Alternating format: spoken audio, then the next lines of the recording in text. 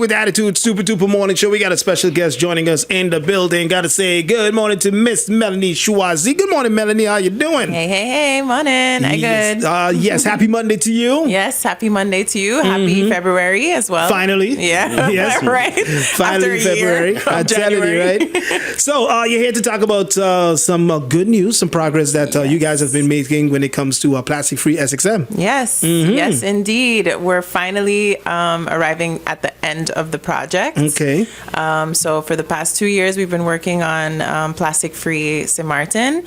That's an initiative from the St.Maarten Development Fund in collaboration with the government of St. Maarten and funded by Resembid. And I'm here to basically let everybody know through the airwaves that tomorrow we will be having a public town hall. It's the second one that we've had. And in that town hall, we're basically presenting the draft regulations, legislations for the final ban on certain types of single-use plastics. All right. Yes. So tomorrow is a town hall meeting. Basically, it'll talk about what you guys have been working on for the past few years, months, and basically. So now with this draft, now this has to go to Parliament. Correct. Okay. Yes. So that whole legislative trajectory, it needed a bit of relooking and adjusting compared to how it was initially put forth. And now with all of the stakeholders that have been involved, we are pretty confident that this legislation, the way that it will be presented, will be suitable to everyone. Okay. Because initially there were some issues with, whether is this something that the police can handle, going around to all of the supermarkets to check whether they have plastic straws, plastic bags, styrofoam boxes. Right. We all know that that is not very efficient use of the police's time. And then, certain other departments had some strains here and there. So it was difficult in the way that it was initially presented for them to act on it. And that's why we hadn't really seen like a firm ban on plastic, on single-use plastic.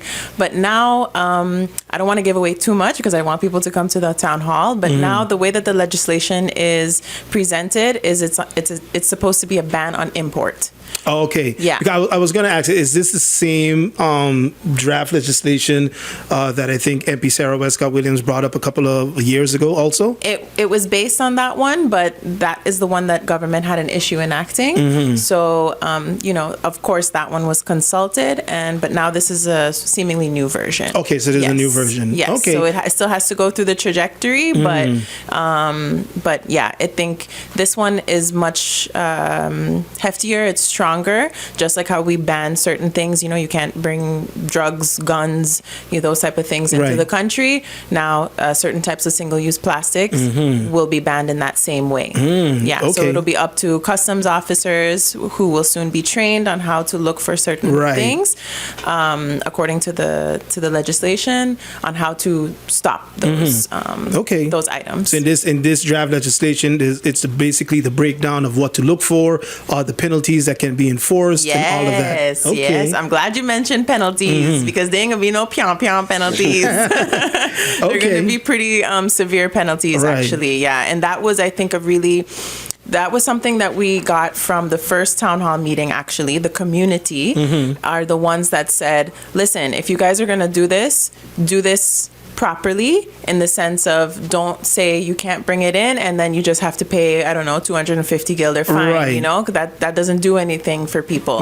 So now the fines and, the warnings and all of those things are outlined in this legislation, and as well as the phased approach, because we also took into consideration what the business community had to say, hey, we have some stock, Exactly. how are we going to move about that? So all of those things were addressed by the legislative lawyers, and all in all, we're really, really happy to finally present it to everyone. Now, I know, like you said, you don't want to give away too much because you want people to come to this town hall meeting to get all the information. What about some incentives, like for businesses that do, or maybe already started, getting rid of the plastics and bringing in more renewable items and stuff? Yeah, well, we've consistently always applauded those entities that have made it their own duty to, stop offering the plastic bag at the end of checkout, out, or even some that have less styrofoam or plastic on the shelves. Right. I can think of one off the top of my head that's really great is Cam's Trading, and they were actually very helpful with showing us the different options that they had, and giving different feedback and ideas for what other supermarkets could do. And we certainly applaud them, but the biggest incentive is we're taking care of ourselves and our environment, right? The more plastic we have in the environment, the more toxic for us as human beings, for our animals, our biodiversity. So, this is just one of those things that we just got to do. I don't need to dangle a cookie in front of you per se, it really is a big problem globally. And St.Maarten, we all know we have a waste management issue.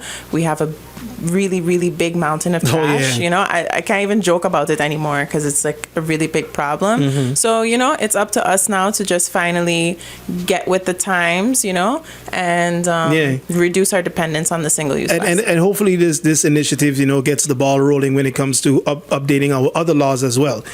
Because pretty soon, like you said, all the draft has been made when it comes to the fines and everything.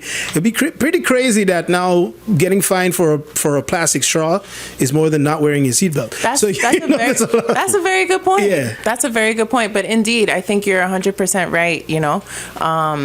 We do have a lack of legislative lawyers and people to work in that field. But, from what I understand, that is something that everyone wants to finally address. Right. And this project, it was funded by the EU. So that was a really big help, right? And we also know that funding is a problem. So we have a lot of little roadblocks that we have to, and hurdles we have to jump over, but I'm confident that indeed this is a good way to get the ball rolling. Right. What are some things that you learned personally during this whole project?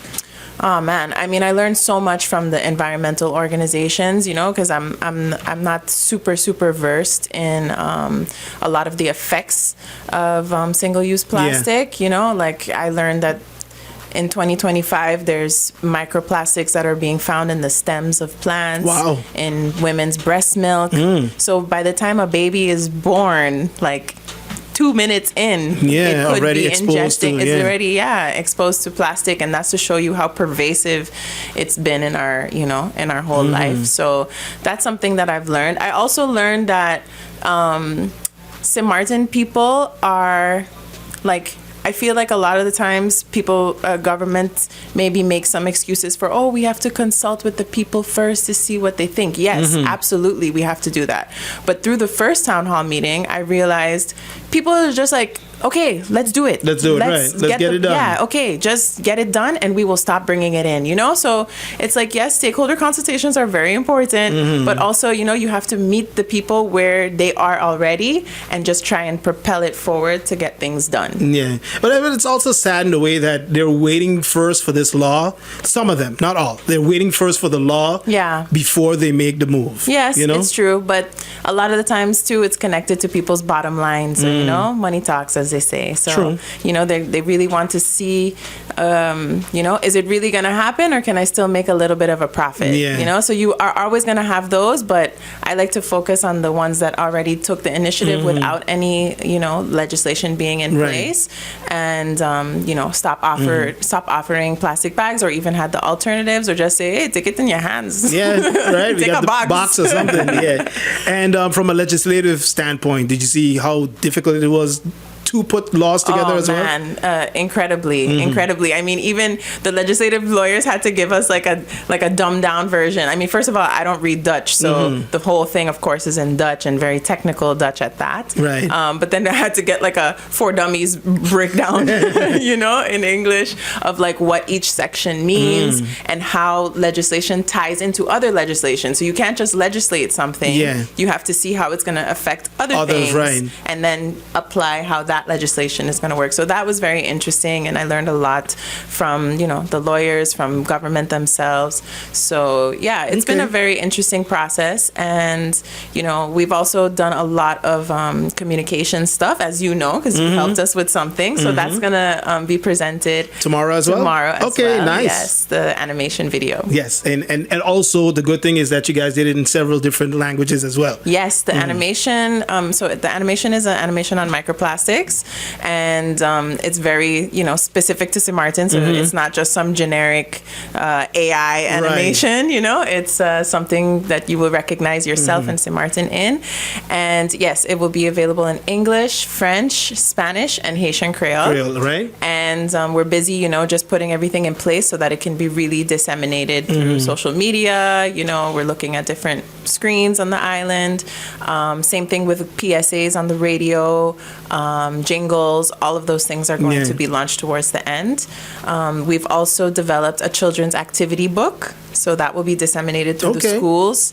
A business and residence guide, so a guide where businesses and residents can learn, okay, how do I actually reduce my dependence on plastic? What alternatives are there?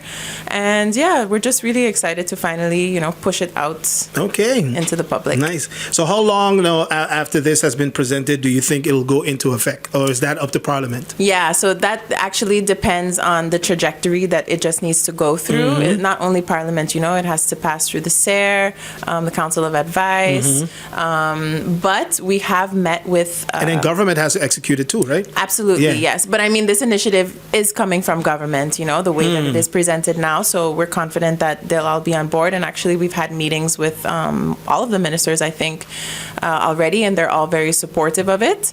So, we kind of gave everybody a little bit of a heads up, hey, this is coming your way, so don't act brand new, don't act surprised, and let's get it out there, All right. Well, Melanie, thank you so much for joining us. So once again, tell the listeners about the town hall meeting, what it's about, where they can go, what time, all of that. Yes. So the Plastic Free Town Hall meeting will be held tomorrow evening at the University of St. Maarten, room 202, from 6 to 8 p.m.